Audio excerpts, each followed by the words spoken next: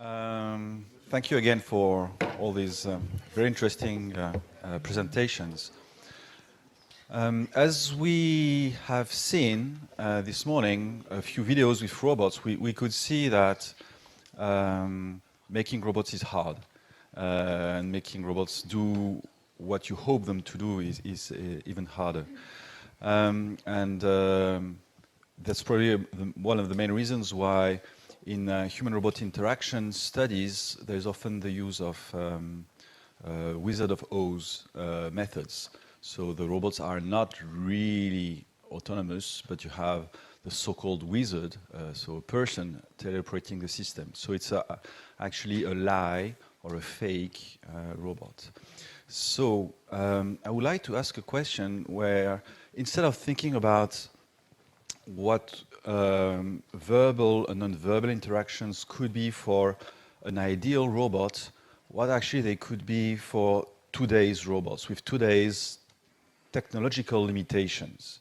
If we want to build a robot today, like Enchanted Tools is trying to do, what is missing most, in your opinion, about verbal and non-verbal interaction? Is it verbal or is it non-verbal interactions? And in interaction, is it a perception or expression of these interactions, which is important? So what is, in your opinion, is the most missing for current robots? So who wants to start first? Yeah, of course, it's both the perception and the synthesis, but the really a big challenge is to align the robot behaviors to the human behavior. So it's the synchrony or entrainment of behaviors. And I am somehow surprised that after all these many years, not so many people working on social interaction with robots actually focus on interaction. We have a lot of studies, perception studies, but the interaction, the real interaction is really still the bottleneck. It has, of course, to be in real time, but not just in real time. It also has to be perfectly synchronized. And when we humans talk to each other, you know, if somebody hesitates a little bit, then, or if there's some inconsistency in behavior, we believe, oh, maybe the guy doesn't like me. We also get very tired from the Zoom because there are some small delays.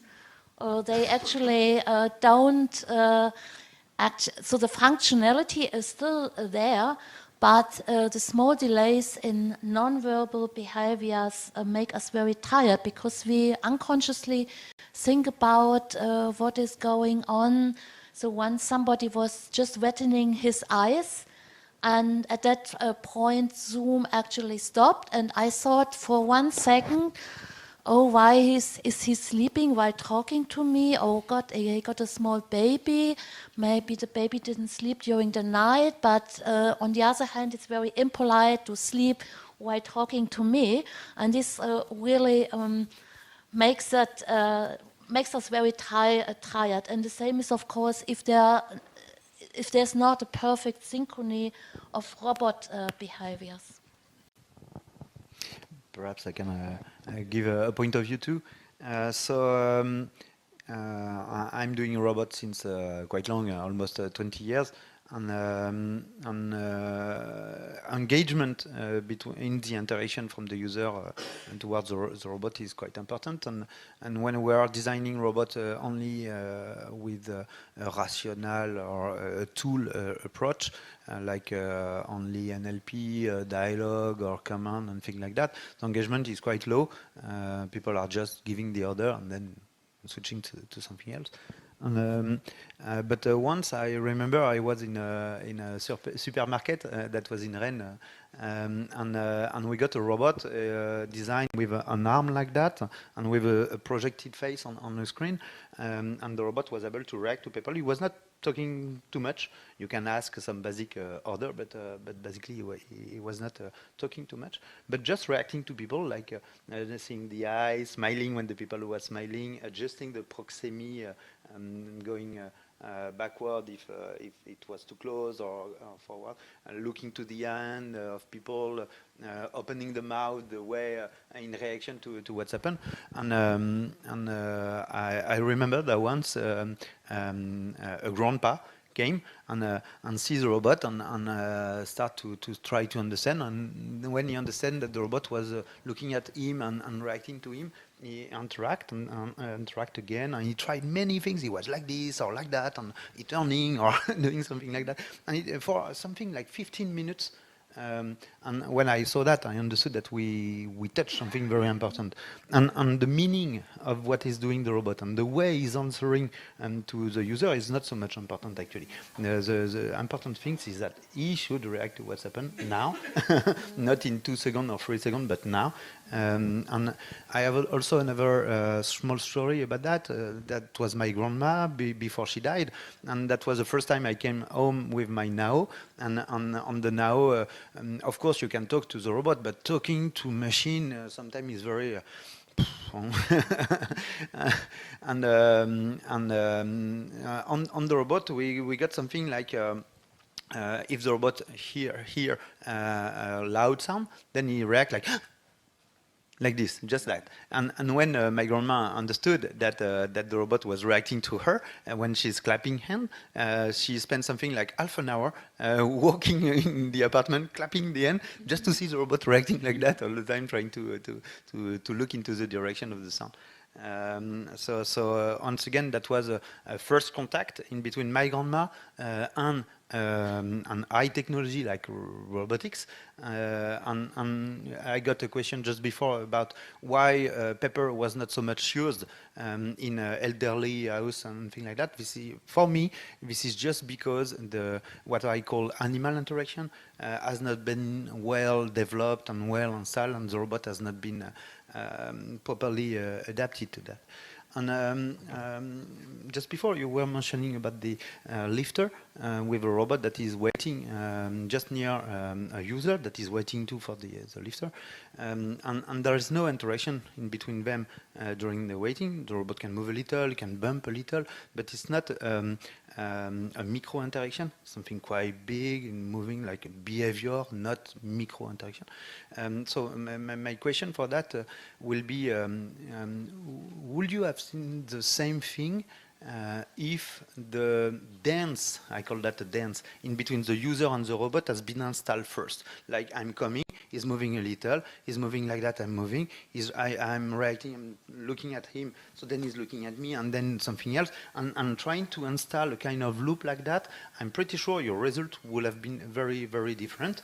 And last point about that, as you said, the important is not the robot, the important is humans. So plural, not only one, but collectively. I think that if we can design human to robot interaction, and if we understand that animal interaction is something important in order to install the recognition of mutual existence, we should also work on this kind of things, but in between robots to humans. So if there is a group of robots here, how this group of robots can interact with the group of humans we are? And that's a good question I would like to know more about. Tommaso, you want?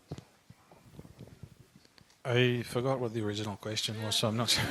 I'm not sure what I'm supposed to respond to. Maybe the more direct question you had. About the interaction in between. I mean, the problem, as was mentioned in the original question, was that was a Wizard of Oz experiment. So there was sort of there was no place for positional adjustments really much beyond beyond the initial sort of approach and then finding a waiting position. I don't know how many positional adjustments or how dynamic the behavior of the robot needs to be in order to accomplish its task, which is sort of ultimately to enter the elevator without causing too much disruption. A robot like that is never going to have the nuances in the body language that a person has. Like I said, it doesn't have a distinction between upper and lower body. That particular model didn't have gaze, although the NLE robot does. It doesn't have a head, so there's limits to what it can do physically. So maybe it makes sense to work within those limits. The one reflection I have on that front is, and this is maybe, I have a bias in my background because I come from years and years of workplace studies. And so I have a tendency, which sometimes I have a hard time shedding, to see robots as tools in a professional environment rather than playthings or toys or something with an emotional content of attachment, and in that context of which is a real context as well for robots, which needs to be looked at. With tools, one of the things you have to be very careful about is not to create too much illusion of competence. Because that's where interactions then break down with a technological artifact. It's a form of asymmetry, not the type of asymmetry that the gentleman was talking about yesterday. Here the asymmetry is really on the side of the robot's perception of the social situation, which is extremely limited. And if the person that's interacting with the robot doesn't understand how limited the perception of the robot is, that leads to interactions breaking down very fast. I don't know what the right balance is, though, and how far you need to go. That's an empirical question for me. Perhaps I can give to her. First things. So I think the character design is not useful necessarily to create this kind of interaction in between the robot and. I remember at the MIT, a guy was working on the flowers, and it was just opening and closing depending of how far was the user, and the impression of life was working quite well. The way people can interact, even if we do not promise so much about the robot, and you're totally right about that, and we should not promise too much, but if the user can play a little, a kind of degree of freedom to play with the robot, then the curiosity and the adaptation in between the tools and the robot will be quicker and faster, and perhaps at the end, even if at the beginning it takes more time and the experience will be slower because people need to interact with the robot at first. When people will be used to that, it will be much more quicker because they will know how to react and how to drive by their body the robot itself. My turn? Okay. Yeah, to start, just to remark, you say to make some autonomous system, we start with other horse. Firstly, physicians know since a very long time that to change something in a situation, to observe is a part of the situation. So at least when we make some wizard of Oz, for example, in our system, all the ability of the wizard as a part of the system developed, not only the subjects. Subjects are the observers too. Everybody is a subject. So that's the first point. Second point, since the observer data as a part of the system, and which is usually, like in our system, made with a hybrid about some expert system and some data learning, machine learning, can we say it is autonomous, or can we say it is directed by what the human intelligence I've put inside. So is it really autonomous? So I have a strong problem to understand what is autonomous and strong problem to continue to talk without the voice or without the voice. And telepresence is everywhere. And in one part, people know there is a human, another part, it doesn't know. That's the only difference. And to come back with this question about verbal and non-verbal, we need to remember that not to do is to do. And if I do not know that something exists, but it exists somewhere in a very fine details, it's very subtle, it exists. If I have no idea about what happened, it would make something, and I will be very blind as an observer to know something happened. I can just remark the behavior is changed of the real living being person. And one thing is sure is that when two are interacting, it's one. It's one relation, like an entity. This entity is like a dance. My theory on interaction is named dance. It's like a dance. And what we can remark, we know that in speech is very long time that we change our rhythm, we adjust our rhythm, we adjust the level of our voice, the fundamental frequency, the tone. And even if, depending on the nature of the relation we are in which we are giving some new living things with our signals, depending on that, even our heart rate can adjust. So, what need to do the robot? To follow, to at least to go in these dynamics, not to change, not to cut, not to hurt the dynamics, to be kind with these dynamics, to be attracted by these dynamics. So, and to be sure not to be too rude. Again, we need to be able, I'm a linguist, you said, so I know that's too difficult. Language is too difficult. To make sentences too difficult, because in a sentence you have changed a word, you have changed a morphology, you have changed a syntax, you have changed, of course, many things in your prosody. I am here. Here is my relation with you. I am in this world today, not your mother, your boss. And we are here. We know perfectly what we are doing. It's something very dynamic, like a living entity. And to be humble, be sure that we do not miss something in the very fine details, and everywhere in the body, and in particular where we are not used to observe, that is, the part of the function which are surely not devoted to communicate. For example, when I do that, I am communicating with Jerome. We are friends, and I'm surely not the same gesture, even if I have some mechanical problem, than with somebody I don't know.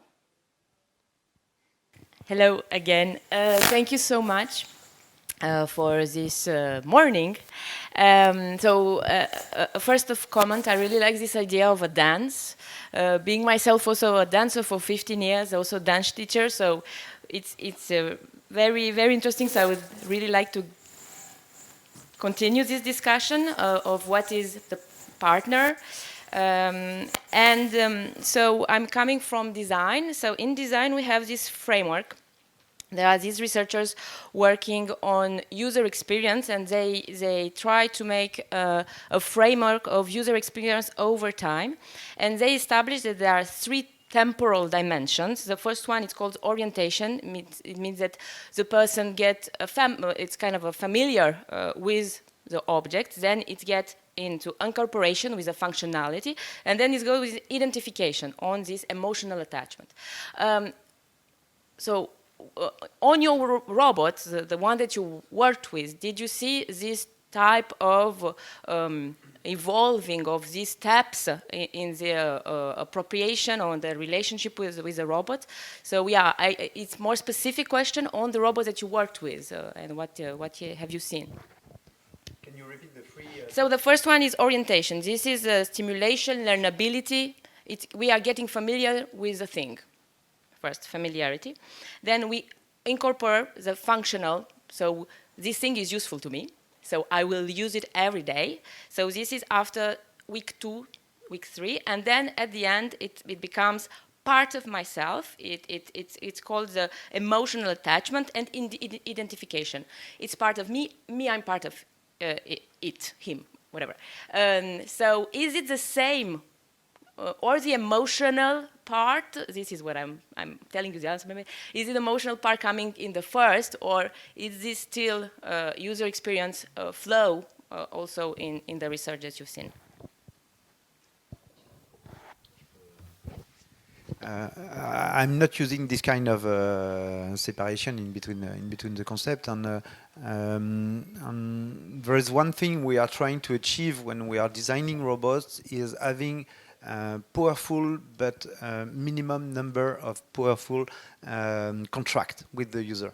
Like, we do not want to promise too much. We do not want to promise being able talking about anything around and stuff like that. This is too much, and the only point where it leads is a disappointment of user. So my approach is trying to combine these 3 points into one. 1 second. So I mean, in 1 second, you should understand that you can have a real body in front of you, there is a functionality, and you can have an emotional attachment with that. In 1 second, that's my goal. So the functionality is being able to move an object that is dedicated for that. The emotional is the dance, and we can talk more about that. It's not only the robot is dancing, is a dance too, yeah, is depending of me, and if I'm moving like that, is moving too, and then together we can do something. And so yes, small number of powerful contract, and a big focus on the first second of interaction in order to make everybody understand what's happened. But not what you want to do, but what you observe from the people. Not what you want to do, as in a design space, but in terms of what you observe that the people using the robots that you propose they're doing. Can I try to replay? I work with many different robots, and for me it's like a cook. Of course there is some sugar, there is some egg and so on, but you have a cook. You cannot say if in your taste it's at this moment some more sugar or more flour or more egg. I give you an example. There was a robot 5 years ago, which name was Diawan. It was a tower supposed to purify the air with a very good level of purification, and it was a tower with light and so on. And it was programmed in navigation to be very, very aware about people in order not to disturb anyone. It was in a very big building, in big enterprise. And at the low steps, there was around for 1 day, and 1 day at each step. And after 1 week, they said, "Oh, do you feel how much?" Because it was not a social robot, of course; it was a service robot. Do you feel how good is the air? Very, very good purified, and they say they have the objective thing. 75%. Is it good or not for you? And at the low step, the people at the guidance, she said, "Oh, even the robot ignores me. Everybody ignores me, even the robots." And it is a very bad tool. The air is not good. I feel the air is bad. At the high level, the boss said, "Oh, the robot is very polite. He's never disturbed me. And I really remark very much the air is very good." So how can you, because the function was not, especially because of the robot, you can put purifying thing on the wall. It's not a new thing. How can you separate the feeling objective of air purifying and the intention of the robot was not programmed to have any intention, not only programmed to. So it's very difficult to say. And I really agree. I do agree much with Jérôme. I really think that, like when you meet somebody in the first, there was a very famous experiment 3 years ago done with that, and the first hello, you have already predict if you will like or not this guy, if is a role he has is a good role or not, how is, if you cannot see him, as you say, you can say, and you have decided if you will find this interaction will be nice or not at the first hello, the first. Yeah, I would like to report on experience with an older couple. They were in their 80s and living together. We presented a humanoid robot to them, and then we went through a questionnaire afterwards. And the woman was in her earlier life before she retired. She was a nurse, and the man was working in a factory. And I was assuming, because he was exposed to machines, robot-like machines, he would maybe have a better understanding for the robots. And so one question was the robot friendly? And the woman said, very friendly, really, very, very friendly. And I asked the same question her friend, and he said, friendly? What do you mean by friendly? It's a robot. I was impressed by the robot, but no, I cannot say whether the robot was friendly or not. And I was really surprised about this answer. The robot looked like a doll, and two different users, completely different perspectives. And we had a small kids coming to the lab, and the mother told me, my daughter was so excited in the morning. She was asking me all the time, how do I dress? What dress should I wear when I'm going to meet a robot? This was the main issue for her. And later she painted. She did a painting, and I said, "Oh, thank you very much." And she said, "It's not for you; it's for the robot." And some people socialize immediately, and others they still see it as a machine. And this really depends on the users a lot. It seems that this dynamics tells more about the humans than the robot behavior. And for example, yeah, in all the participants that come to us to make my experiment, for example, I always made them play with the robot. My experiment always involves such a kind of game, so they were well predisposed to the interaction, and the improvement in their emotional attachment to the robot, I noticed it. Even if the experiment is 30 minutes or 40 minutes, they at the end, maybe because they just played with the robot, I don't know why, but they felt really they felt closer to the robot. I noticed every time, often measuring it in some way, but it works if they were well predisposed, and of course they are voluntary, so they want to do that, and it works not in 2 weeks. You mentioned 2 weeks, week 3, week 4, maybe for this framework is for a long time interaction, and I noticed it also in this brief, in few minutes at least.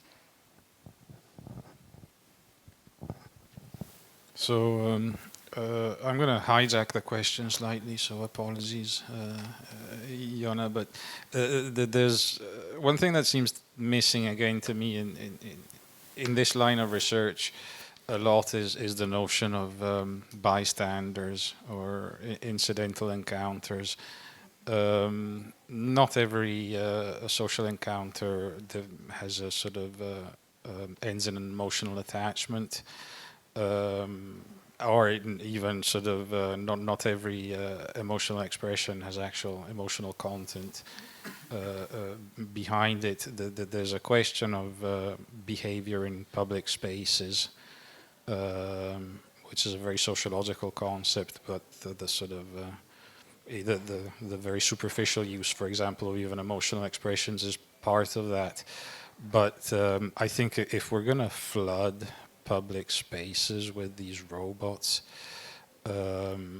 which is one of the directions this is going in, and I think that needs to be not forgotten.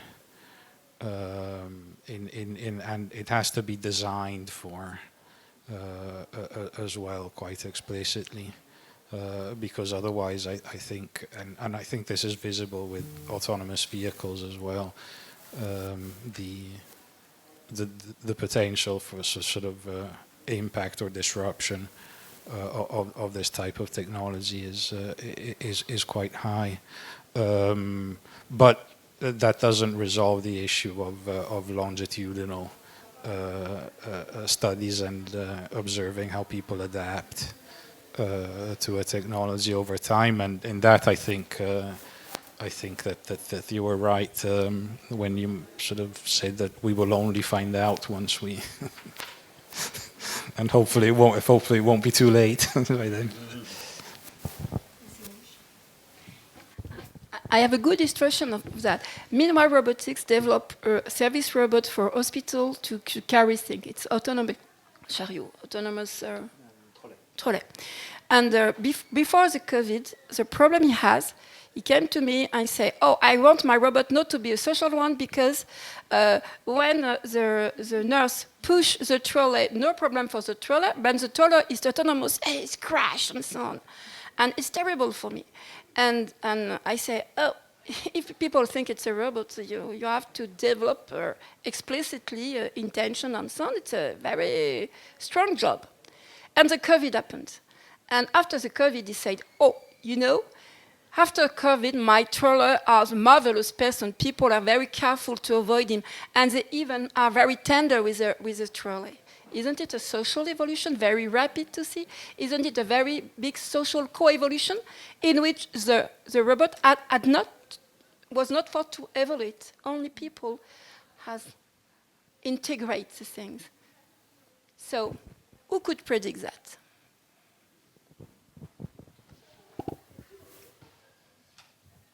Are there other questions?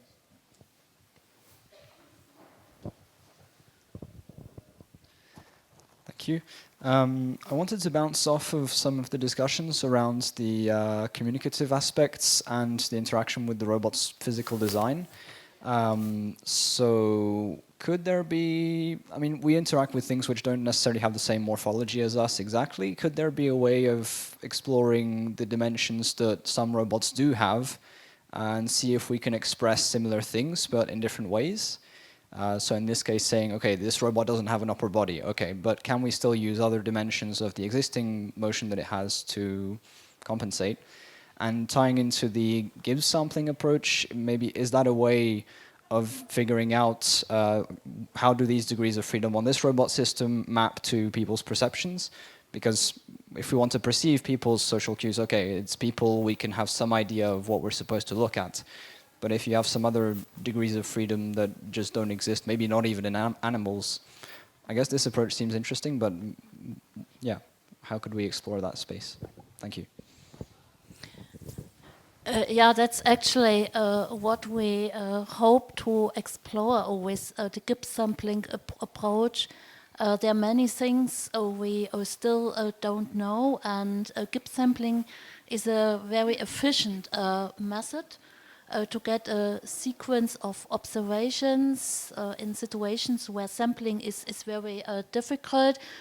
So we were able to run the studies as a web experiment, and when you could, if you have some hypothesis, you could present people with stimuli and give them the opportunity to manipulate the stimuli and simply investigate what happens. So we did it with the voices, but the colleagues at Max Planck Institute also did it with faces, what makes a face more pleasant. You could do it with paintings, you could do it with shapes to find out what are the expressive opportunities of any kind of object. or also what matches. So you could do it for the movements, what movement expresses what emotion, and it does not always have to be a humanoid. It's all possibilities. Yeah, but it might also reside in kind of stereotypes, but that's another situation. But at least we have probably so usually these experiments converges, which shows that people have a similar concept of how things are perceived, and one could do it also with different cultures, and maybe then we would end up with different results.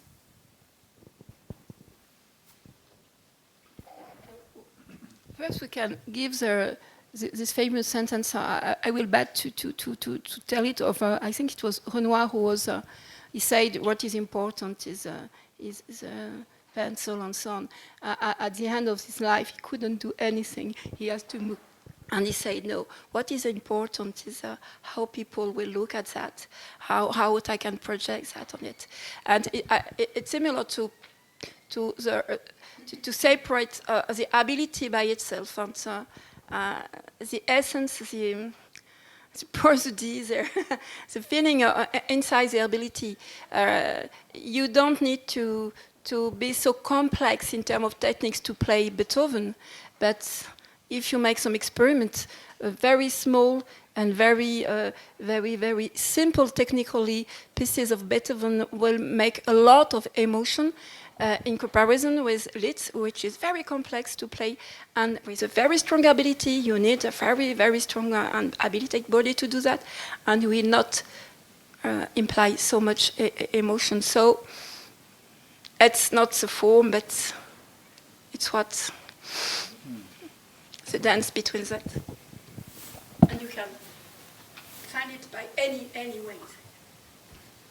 Do we have any questions online? No? Okay.